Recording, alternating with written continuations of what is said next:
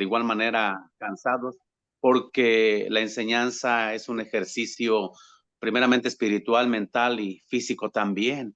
Entonces hay una inversión de nuestras fuerzas, sin contar la demás inversión que tiene que ver con dinero, que tiene que ver con nuestro tiempo y sobre todo con nuestro esfuerzo, pero damos gracias a Dios por cada uno de los programas de enseñanza y quiero motivar, quiero felicitar a todos los conectados, todos los que se han dado la tarea y el compromiso, responsabilidad de inscribirse en este curso de capacitación, en este curso de enseñanza, que es una bendición. Agradezco a Dios por la vida de cada uno de los líderes, maestros.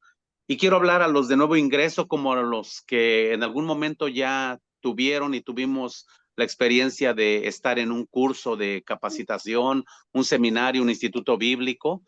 Verdaderamente es de que al inicio todo nos parece muy difícil y complicado a razón de conceptos, de términos que no entendemos, que tienen que ver con la hermenéutica, la homilética, que tienen que ver con la misma Biblia primeramente, y no entendemos mucho cuando somos de nuevo ingreso. Entonces, yo les invito a no desanimarse, a no desertar, porque, bueno, en muchos de los cursos que hemos tenido, de lo que yo conozco, en alguna forma hubo algunos que entramos al curso en aquellos años 100 y al final solamente 28 terminamos el curso, nos graduamos. ¿Por qué? Porque muchos pues se desanimaron, dado el hecho de que no entendían muchos conceptos, factores de enseñanza que se tienen como la exégesis, eisegesis y tantos términos que de pronto pensamos que son todo complicados y que jamás vamos a entenderlos, hermanos. Y yo les invito a que perseveremos a pesar de todo ello, porque vez tras vez, trillando estos términos, estos conceptos y la explicación que el maestro con mucha paciencia nos da, por encima de todo ello, el Espíritu Santo nos va a dar el entendimiento abierto para entender todo esto. Hay muchas maneras de poder ayudarse para entender todo lo que es una estructura de enseñanza, los términos y los conceptos que no entendemos y que se van a seguir usando en su momento por cada uno de los maestros. Podemos encontrarlos a través de diferentes libros, con todo respeto de los maestros que siguen después de esta enseñanza. Por ejemplo, términos como eisegesis, exégesis, alegorías, los podremos encontrar como en un libro de consulta, un libro de hermenéutica. Incluso si se pregunta al maestro, qué libro me puede orientar más? Aparte de Google, porque Google, si usted pone los términos ahí, le sale lo que es la explicación de tales términos o conceptos, pero todo está en que usted, número uno, se esfuerce, persevere y tenga el optimismo de pensar, de saber, de creer, sobre todo, que Dios a través de su Espíritu Santo ilumina nuestra mente para poder entender esta enseñanza y las demás. Cuando el maestro abre un preámbulo de preguntas, con toda confianza, pregunten, hermanos. De verdad que en este grupo quiero hablar por todos. Nadie va a pensar mal de usted o a reírse o ello, porque yo una vez que me conecto aquí me declaro insuficiente, me declaro ignorante, me declaro necesitado y también desaprendo para aprender, que es una frase que alguien me enseñó, amén, y que la he usado siempre, a pesar de yo haber tomado algunos cursos en México y otros por aquí también, siempre voy a necesitar ser enseñado. Entonces, no es molestia que usted pregunte, hablo a los de que en ningún momento, a los que nunca han tenido la experiencia de un seminario presencial u online, un curso de enseñanza en Biblia. La verdad, estamos valorando el hecho de que usted se haya inscrito, mi hermano, mi hermana, y no deserte, no falte a las clases, no se salga de los grupos, no se salga de la conexión. Si algo no entiende usted, haga las preguntas con toda confianza. Yo, como algunos de los hermanos que tuvimos ya alguna experiencia en algún curso, en algún seminario, así empezamos también, no entendiendo mucho y a veces teniendo pena para preguntar qué van a pensar de mí o cómo me voy a oír. No, hermanos, no, no, no, no, no. En algún momento nos cayó de peso la enseñanza de hermenéutica homilética, administración y muchas de las materias que se nos daban en aquel entonces, pero alguien a mí me aconsejó, pregunta si no entiendes. Y yo me di a la tarea de querer aprender y en su momento la confianza de preguntarle al maestro, ¿qué quiere decir esto? Aquí no entendí. Y sobre todo preguntar, ¿qué libro me ayuda en respecto de esta palabra, ese término, de este concepto? Un libro de homilética, de hermenéutica, cualquier libro de consulta, y sobre todo en aquel entonces no había Google, pero hoy lo hay. Es una buena herramienta. Entonces, no hay pretexto para que usted no estudie y apetezca a usted servirle al Señor en su iglesia, en su comunidad, en su vida misma. Mis hermanos, Dios les bendiga a todos y deseo éxito en su vida espiritual, en ese llamado, en esa virtud que Dios le ha dado para poder estar conectado, inscrito en este seminario que es y será siempre una bendición. Que Dios les bendiga, hermanos, en esta tarde y vamos a seguir adelante. Es mi deseo para ustedes y estamos para ayudarles también. Amén. Dios le bendiga, Pastor Sergio, que el Señor Amén, le amén. siga usando, ¿verdad? Y vamos a seguir, vamos a continuar, ¿verdad? Con la clase y le vamos a dar lugar a nuestro maestro, ¿verdad? Que nuestro maestro Ángel que continúe y así mismo le damos el lugar. Adelante, maestro. Que los bendiga a todos. Es un gran privilegio estar con ustedes. Muchas gracias por la apertura que tuvo el pastor Sergio Jaime. Es muy importante y es bien cierto. En muchas ocasiones nos cae Mano, los micrófonos, por favor. nos cae de peso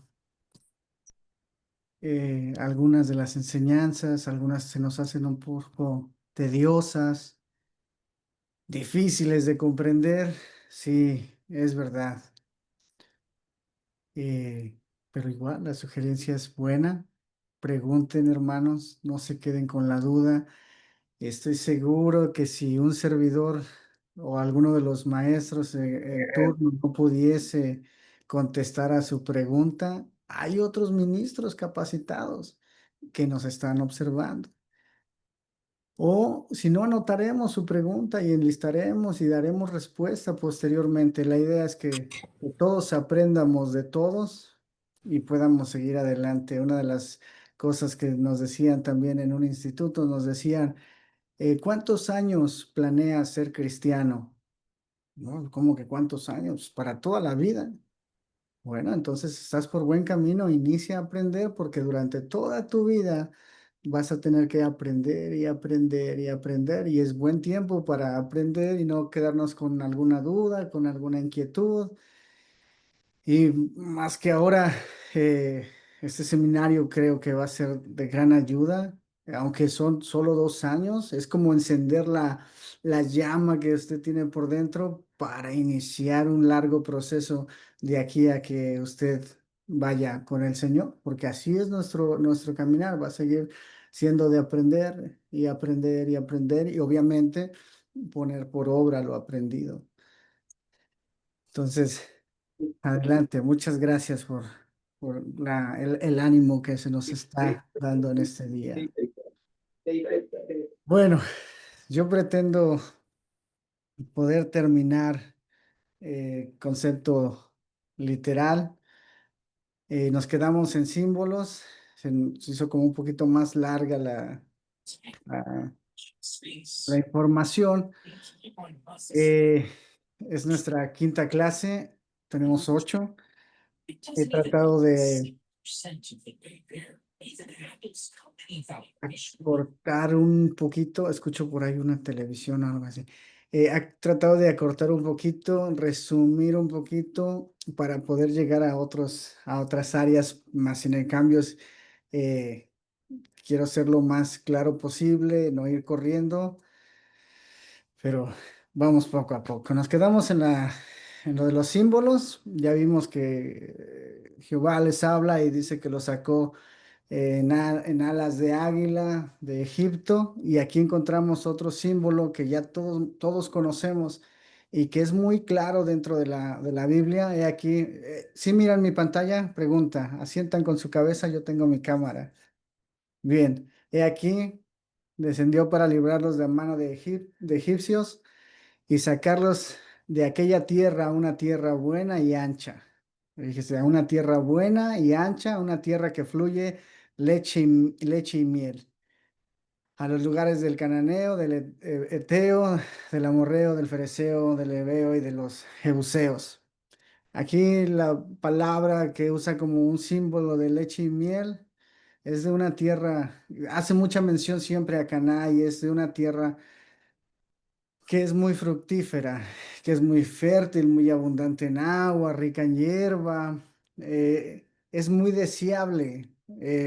Los términos de leche y miel son muy utilizados para referirse a algo que es suculento, algo que era necesario.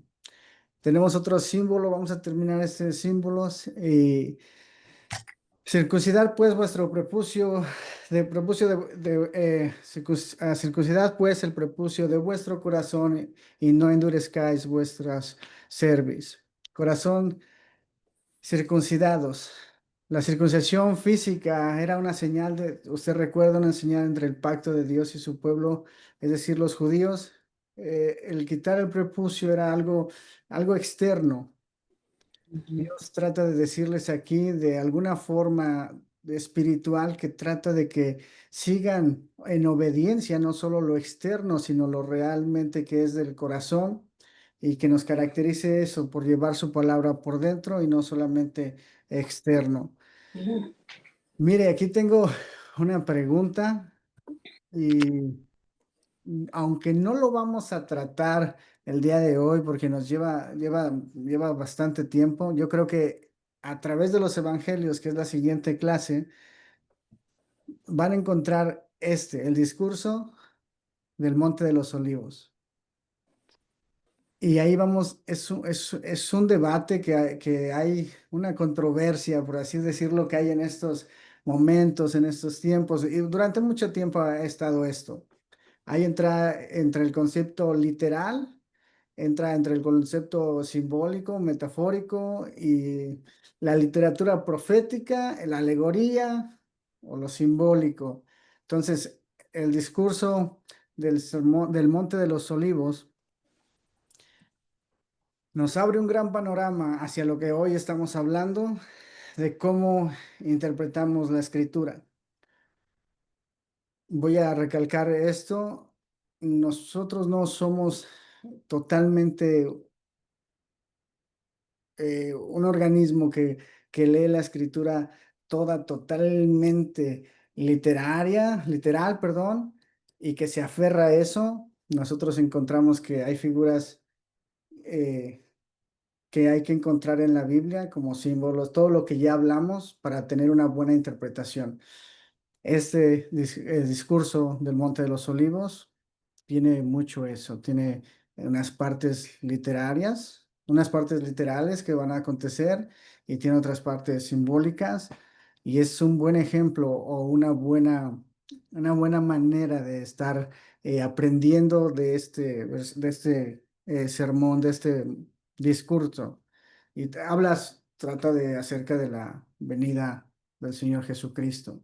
Usted va a tener tiempo para meditarlo, y cuando llegue la enseñanza de introducción de los evangelios, va a tener un buen ejemplo de eso. Estoy casi convencido de que nuestro hermano Samuel en la enseñanza de a través de los evangelios, o la introducción a los evangelios, va a tocar de este tema, y es fabuloso. Usted no se lo puede perder porque va a haber mucho de lo que hablamos aquí, lo va a ver aplicado allá.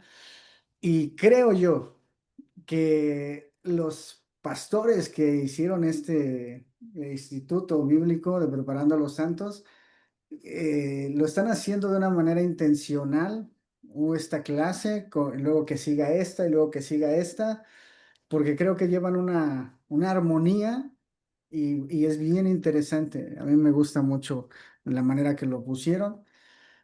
Entonces, va a ver usted reflejado todo lo que estamos viendo cuando llegue a este discurso del Monte de los Olivos. Le dejo este spoiler, por así decirle, y lo pueda ir investigando, ir rumiando, aplicarle los conceptos que estamos viendo y ir mirando y observándolo. También tenemos más símbolos, los vamos a ver de manera rápida y sencilla, ¿no? Hay de vosotros, escribas y fariseos hipócritas, porque sois semejantes a sepulcros blanqueados, que por fuera a la verdad se muestran hermosos, y ya usted sabe lo que les está hablando, y por dentro están llenos de huesos, y les llama, pues, hipócritas. Esta es una figura eh, que usa Cristo. Son unas tumbas de una piedra blanca o limpia, muy bien cuidada, pero que realmente por dentro está llena de huesos, de muerte. Jesús utilizó esta imagen como un símbolo para representar la hipocresía de de las personas religiosas que no siguen a Dios de todo su corazón. Lo vemos en Mateo, está utilizando símbolos. Respondió él y dijo: No está bien tomar el pan de los hijos y echarlo a los perrillos. ¿Se acuerda de la mujer de la mujer sirofenisa? Ahí está haciendo está usándolo ese símbolo. Los perros en el tiempo bíblico no eran como ahora los tenemos nosotros como mascotas y como mucha gente incluso como que son sus hijos y sus bebés. No, en aquel tiempo eran animales callejeros, salvajes, carroñeros. Los judíos se referían a los gentiles, no solo en ese tiempo, sino los judíos radicales, por así decirlo, los judíos ortodoxos, aún siguen llamando a perros a los gentiles, que no es nada elogioso, ¿verdad? Pero Jesús también lo usa, pero también nos muestra cómo ayuda tanto a los perrillos como a los hijos. Entonces está también tomando un símbolo. Ahora salimos de eso y casi ya nos vamos a enfrentar a cómo estas dos figuras, tanto la alegoría y sus acompañantes y el sentido literal, empiezan a converger. Vuelvo y repito, no están peleados uno con otro. Hay lugares donde sí siguen el patrón fuerte de que la Biblia se lee literalmente, y también ahí está la otra posición donde la Biblia solamente se lee figurativamente o simbólicamente, pero nosotros no lo hacemos así. ¿Qué es el lenguaje figurado o metafórico? El lenguaje figurado o metafórico se da cuando las palabras que se usan son con un propósito que va más allá de un significado literal, a menudo para reforzar un punto o una descripción. En otras palabras, el lenguaje figurado es el lenguaje en que transmite un mensaje sin decirlo explícitamente. Y ahí hay otro resumen del lenguaje figurado y el metafórico. El lenguaje figurado es una forma de expresión que utiliza palabras, frases para transmitir un significado diferente al literal metafórico. Se basa en figuras retóricas. Aquí estoy tratando de hacer un puente para estas figuras literarias que vamos a encontrar, los recursos literarios que vamos a encontrar en la escritura. Literario es otra de las palabritas que nos resuenan a veces, pero ya lo vamos a ir desmenuzando. Para crear un efecto visual, imaginativo, emocional en el lector. Mire, vosotros sois la sal de la tierra, usted es la sal de la tierra. Cristo dijo que nosotros somos la sal de la tierra. pero no está diciendo que somos literalmente la sal de la tierra, sino está usando una metáfora para referirse a eso. Está usando la sal para decir de qué manera es utilizada la sal o sus componentes para decirnos a nosotros de qué manera también somos componentes sobre la tierra. Tomad y comer, este es mi cuerpo. Este es muy importante y es muy extensa de explicar, pero no comían ni bebían sangre los judíos y ahora imagínate a Cristo diciendo esto de forma literal, no encaja, no encaja. Entonces debemos de buscar el sentido metafórico. Bebed de ella porque todo esto es mi sangre. Es cuando la copa o en la última cena del Señor. Yo soy la vid y vosotros los pámpanos. Si usted lo lee de forma literal, y no de una forma metafórica, eh, porque es que la verdad nadie espera que nos salgan de las narices estas ramas y estas hojas y nos cuelguen uvas de los ojos o de las axilas, si lo leemos de una forma literal. Tiene que ser un sentido metafórico o buscar un recurso literario para entender todo esto. Mire, el lenguaje figurativo se da de la manera clara en el contexto bíblico. Y otra aclaración, no debemos usarlo como un recurso o medio para traer mayor explicación de la que ya tiene en su contexto bíblico.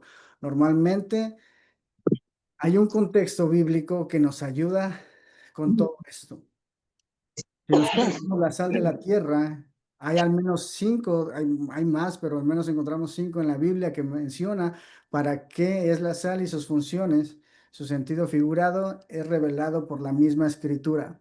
Ahora, no tan solo el sentido figurado, sino también el sentido histórico ayuda con las funciones de la sal: condimentar, conservar, sacrificar, destruir y hacer una fertilización.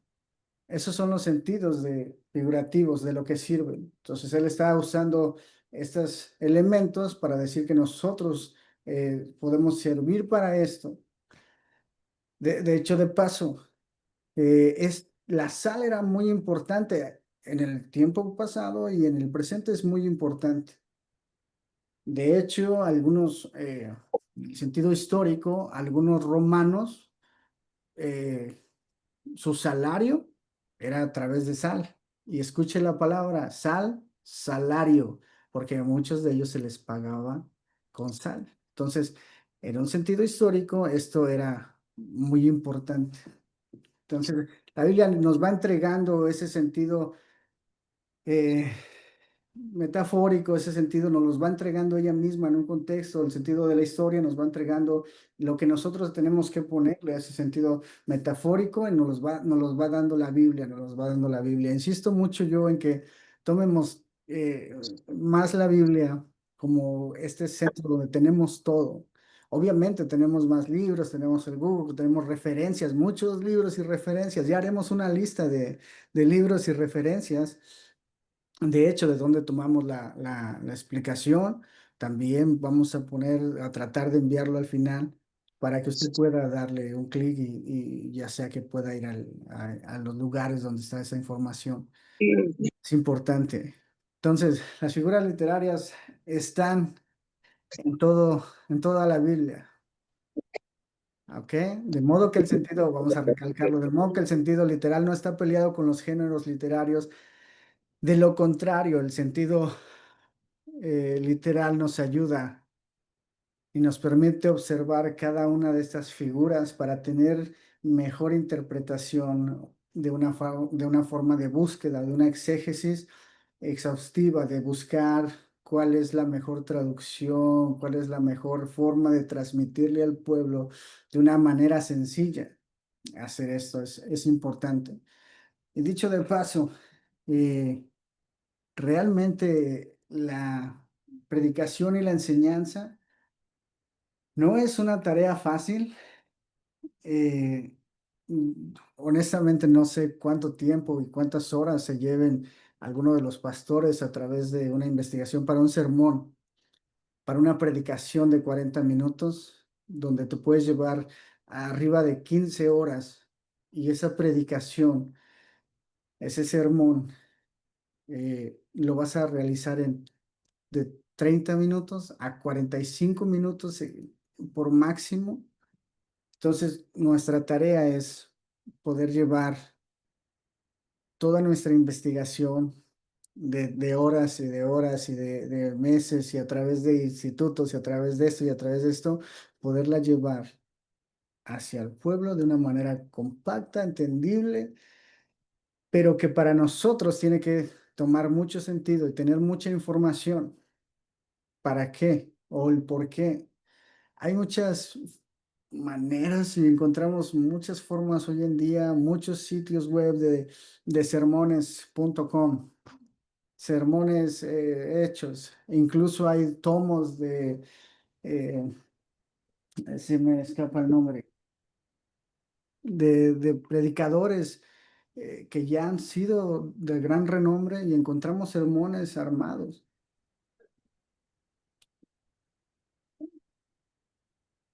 El segundo y primer tomo de Carlos Spurgeon en sermones es fabuloso, pero nosotros tenemos una gran responsabilidad, que es tener, nuestra tarea es hacer, encontrar, buscar, indagar para tener mayor entendimiento, ya que es lo que nos vamos a dedicar a hacer. Y digo de una forma general, porque algunos de ustedes ya lo están haciendo, otros plantean hacerlo. La hermana Eddie Amador decía, yo quiero predicar el evangelio, yo quiero ser un predicador. Entonces, no es tarea fácil, pero es muy gratificante poder conocer la palabra y es muy gratificante que siendo un siervo inútil, Dios te ponga a hacer algo para lo que Él te puso a hacer. Y no que tengas la salvación por nada, nada de eso, sino que puedas servir a tu Dios de esa forma. Es un trabajo que se tiene que hacer arduamente, arduamente, a través de 15 horas, 30 horas que preparas un sermón, 25 horas de que preparas un sermón, y cuando das ese sermón de 45 minutos, después tienes que prepararte horas y horas para poder entregar algo. Entonces, es importante que nosotros hagamos toda la tarea. Mucha de la tarea ya está a través de libros y son muy buenos, son muy buenos. Nos ayudan a comprender mucho mejor lo que queremos o en lo que nos estamos preparando y son muy buenos. Entonces, nuestro trabajo consiste en leer la Biblia de manera literal hasta encontrar una figura para poder interpretar esa figura eh, literaria, un género literal. Entonces, usted lea la Biblia y cuando usted encuentre como que eso no tiene un sentido, ya veremos otros ejemplos, busque qué género literario se está tratando y los vamos a ir encontrando poco a poco. Tomar historias y eventos de forma alegórico o ficticia por el simple hecho de no comprenderlas no es la mejor idea. Tendremos constantes problemas teológicos. Eh, no podríamos dejar la historia de Jonás de una manera simbólica, como si fuera simplemente un peregrino eh, por el hecho de que no conozcamos qué pez se lo tragó o no conozcamos cómo lo vomitó. Que no he podido yo tener, nunca he estado con las ballenas, pero los estudiosos dicen que es imposible que una ballena se haya comido al hombre porque no cabe en esta parte.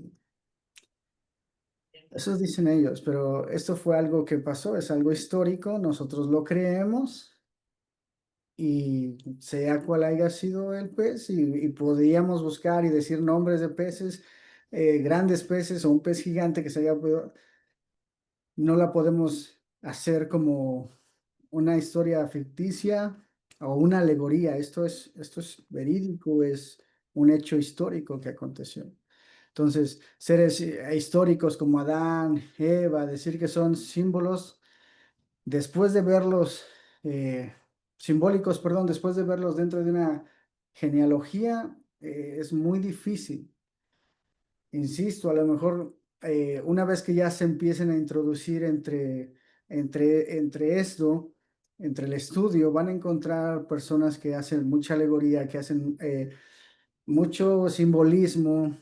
De hecho, en la parte de Génesis, usted va a encontrar muchas personas que dicen que Génesis es simbólico, que no es pues algo que aconteció, algo histórico. Y por otro lado, va a encontrar estas personas que dicen que simplemente eh, es espiritual, no hay más.